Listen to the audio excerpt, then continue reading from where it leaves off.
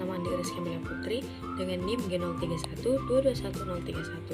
Jadi di sini saya akan membahas sedikit terkait desain kemasan, yang lebih tepatnya desain kemasan box pada produk-produk seperti sereal. Nah, kita harus tahu dulu apa sih itu desain kemasan. Jadi, desain kemasan adalah fitur yang dirancang untuk menciptakan bentuk, kontras, ukuran, label, elemen teks, warna, visual, dan elemen-elemen grafis lainnya pada kemasan suatu produk yang bertujuan untuk menyampaikan informasi terkait produk serta menarik perhatian konsumen. Nah, jadi desain kemasan ini bertujuan untuk menghasilkan sebuah kemasan produk yang memiliki nilai fungsional seperti untuk melindungi produk selama masa penyimpanan dan mempermudah penggunaan oleh konsumen. Selain itu, desain kemasan ini juga bertujuan untuk menciptakan produk-produk yang memiliki nilai visual yang lebih baik untuk menarik minat konsumen. Nah, dalam proses mendesain kemasan, terdapat beberapa aspek-aspek penting yang harus terdapat di dalam kemasan untuk memenuhi fungsionalnya dan nilai estetikanya sebagai sebuah kemasan produk. Yang pertama itu ada fungsionalitas. Fungsionalitas ini merupakan kemampuan suatu desain kemasan dalam menjalankan peran utamanya secara efektif. Nah, fungsionalitas ini mencakup kemampuannya dalam melindungi isi produk dari kerusakan fisik, kimia, kontaminasi mikroba, ataupun pengaruh lingkungan seperti suhu. Selain itu, kemasan yang fungsional harus memudahkan konsumen dalam hal penggunaan, penyimpanan, serta proses distribusi produk. Terus yang kedua itu ada informasi produk. Nah, informasi produk merujuk pada seluruh keterangan yang tercantum pada kemasan atau label produk yang memberikan pemahaman menyeluruh kepada konsumen. Informasi ini meliputi nama produk, daftar bahan yang digunakan, nilai gizi, tanggal kadaluarsa, tunjuk penggunaan, cara penyimpanan, serta identitas produsen. Kejelasan dan keterbacaan informasi ini sangat penting untuk menjamin transparansi, membangun kepercayaan konsumen, serta membantu dalam proses pengambilan keputusan pembeli. Kemudian yang ketiga ada daya tarik produk. Nah, daya tarik produk ini merupakan elemen visual dan estetika yang mampu menarik perhatian konsumen dan membedakan produk dari produk pesaing. Elemen tersebut dapat berupa warna, bentuk kemasan, tipografi, desain grafis, hingga penggunaan gambar atau ilustrasi. Nah, daya tarik visual yang dirancang secara strategis dapat menciptakan persepsi positif terhadap kualitas produk dan meningkatkan minat beli konsumen, terutama pada tahap awal pengenalan produk di pasaran. Kemudian yang keempat ada identifikasi merek. Nah, identifikasi merek ini mencakup kemudahan konsumen dalam mengenali merek sebuah produk melalui elemen seperti logo, nama, dan desain yang konsisten. Identifikasi merek yang kuat dan mudah dikenali memiliki peran penting dalam membangun loyalitas konsumen serta membedakan produk dari kompetitor di pasaran. Kemudian yang kelima ada aspek keberlanjutan dan ramah lingkungan. Nah, sebuah kemasan yang didesain harus memiliki atau menggunakan bahan baku yang dapat diperbarui, dapat didaur ulang atau mudah terurai secara hayati. Nah, produk dengan kemasan yang berwawasan lingkungan juga mempertimbangkan efisiensi sumber daya dalam proses produksi, minimalisasi limbah, serta pengurangan emisi karbon. Kemudian yang keenam ada ketahanan dan keamanan.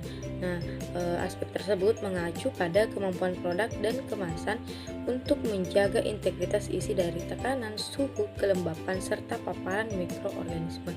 Selain itu, bahan yang digunakan harus aman dan tidak bereaksi dengan isi produk sehingga tidak membahayakan konsumen. Kemudian yang ketujuh, desain kemasan itu wajib memenuhi peraturan dan standar yang berlaku, baik dari sisi bahan kemasan, pelabelan, informasi gizi maupun izin edar. Nah, kepatuhan terhadap regulasi memastikan perlindungan konsumen dan mencegah terjadinya pelanggaran hukum yang dapat merugikan produsen. Kemudian aspek yang terakhir yaitu desain kemasan sebaiknya dirancang agar mudah dibuang atau mudah didaur ulang oleh konsumen untuk mencegah pencemaran lingkungan. Nah, di sini saya telah membuat sebuah desain kemasan untuk menghasilkan kemasan berupa kemasan kartus yang berbahan dasar kertas. Nah, polanya dapat dilihat pada gambar berikut. Pola ini tuh merupakan jenis pola string tuck box yang merupakan pola kemasan karton lipat yang memiliki penutup atas dan bawah yang dilipat secara lurus ke dalam kotak dengan flap yang masuk ke dalam kotak tanpa adanya mekanisme pengunci tambahan. Nah, dengan penggunaan desain ini membuat kotak kemasan lebih mudah dibuka dan ditutup serta cukup sederhana dalam proses perakitannya. adapun bagian-bagian dari desain kemasan yang telah saya buat yang diupayakan untuk memenuhi aspek-aspek penting yang harus pada sebuah desain kemasan. Nah, pada gambar tersebut dapat dilihat bahwa terdapat logo perusahaan di sudut kiri atas kemasan. Kemudian ada merek produk yaitu Witibait. Kemudian ada jenis produk yaitu sereal. Kemudian ada visual dan branding, itu gambar-gambar yang di depannya yang bisa menarik minat konsumen. Kemudian ada berat bersih untuk mengetahui total volume dari produk.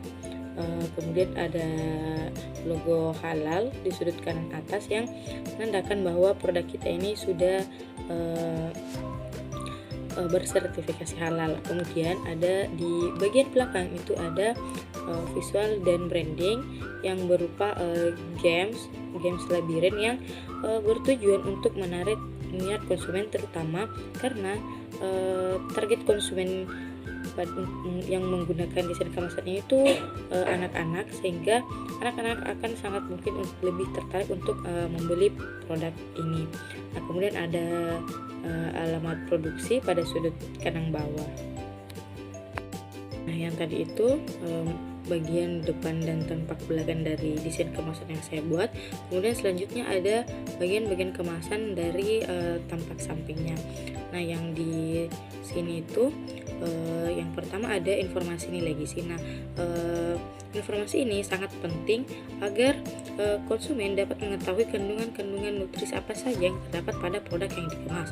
Kemudian ada komposisi. Nah, komposisi ini juga sangat penting untuk memberikan informasi sehingga dapat diketahui bahan-bahan apa saja yang digunakan pada pembuatan produk yang dikemas. Nah, komposisi ini biasanya terdapat bahan-bahan yang dicetak tebal yang menandakan bahwa bahan tersebut yang biasanya bersifat alergen. Kemudian ada informasi produsen seperti nomor telepon dan alamat email. Nah, ini tuh bertujuan untuk menerima saran dan kritik dari konsumen.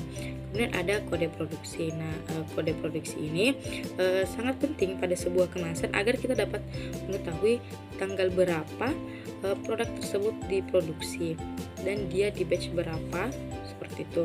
Dan ada petunjuk pembuangan. Nah, kemudian di sebelahnya itu ada logo kode daur ulang. Nah, logo ini menandakan bahwa desain kemasan yang saya buat ini dapat didaur ulang sehingga potensi untuk mencemari lingkungan itu lebih rendah. Kemudian di sini ada kata-kata sereal sehat, teman pagi, anak cerdas. Ini itu merupakan slogan yang untuk mempengaruhi minat konsumen untuk membeli produk yang dikemas. Kemudian ada saran penyajian. Di sini tuh kita saya menyimpan elemen-elemen gambar agar lebih mudah untuk dipahami oleh konsumen. Kemudian ada cara penyimpanan. Kemudian ada izin edar. Nah, izin edar ini sangat penting karena dengan adanya izin edar ini menandakan bahwa produk yang dikemas itu aman untuk dikonsumsi. Kemudian yang terakhir ada informasi kadaluarsa. Ini tuh sangat penting agar dapat diketahui batas maksimal produknya yang dapat dikonsumsi. Nah, desain kemasan yang telah saya buat tadi, saya visualisasikan dalam bentuk 3 dimensi yang dapat dilihat pada gambar tersebut.